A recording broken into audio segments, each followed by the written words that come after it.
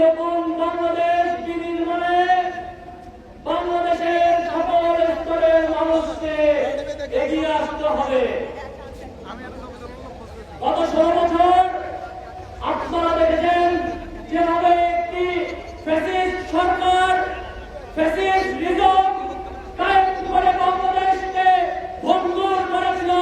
সেই বাংলাদেশকে আমাদেরকে আবার পুনর্বিনির্মাণ করতে হবে। আমাদের সকলকে প্রতিজ্ঞাবদ্ধ হতে হবে। আমাদের ভিতরে দেশপ্রেম জাগ্রত করতে হবে। বাংলাদেশের যে তরুণ প্রজন্ম তারা দেখিয়ে দিয়েছে আগস্ট বিপ্লবের মাধ্যমে কিভাবে বাংলাদেশকে আমরা ভালোবাসি। কোন অপশাসন অপশক্তি বাংলাদেশের বিন্দু পরিমাণ ক্ষতি করতে পারবে না। এখন সময় আমাদের নতুন করে যারা বেকার রয়েছে আমাদেরকে তাদের কর্মসংস্থানের ব্যবস্থা করতে হবে। বাংলাদেশে নতুন করে কৃষি বিপ্লব তৈরি করতে হবে।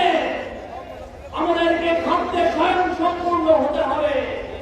ছাত্র শ্রমিক কৃষক জনতা একতাবদ্ধ হয়ে আমাদের কাজ করতে হবে। আমাদেরকে বিন্দু পরিমাণ বসে থাকার সময় নাই।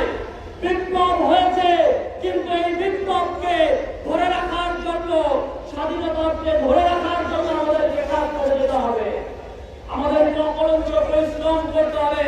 যতক্ষণ না পর্যন্ত আমরা সাফল্যের কাজ জানায় না পৌঁছাচ্ছি ততক্ষণ পর্যন্ত আমাদেরকে কাজ করে যেতে হবে। তরুণ সমাজ ঘুরিয়ে থাকার সময় নাই, জাগ্রত হতে হবে। আমাদের সবাইকে ঐক্যবদ্ধভাবে কাজ করতে হবে। এখানে যে জমিন আছে সেই জমিনে ফসল ফলাতে হবে। বাংলার মাটিকে বলা হয় সোনালী জমিন।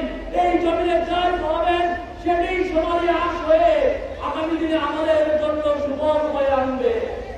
আমাদের কোন জমি আমাদের বাঞ্চার করে থাকতে দেওয়া যাবে না। সব জায়গায় কৃষি পণ্য আমাদের রোপণ করতে হবে।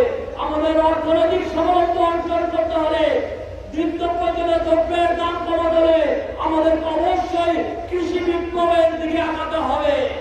এই জন্য আমার তরুণ ভাইদেরকে ছাত্র শ্রমিক জনতা ভাইদেরকে আহ্বান করবো, আসুন আমরা একটি আলাদা বিপ্লব গঠন করি, সেখানে আমরা স্বয়ংসম্পূর্ণ বাংলাদেশ গঠন করবো। ধন্যবাদ সবাইকে।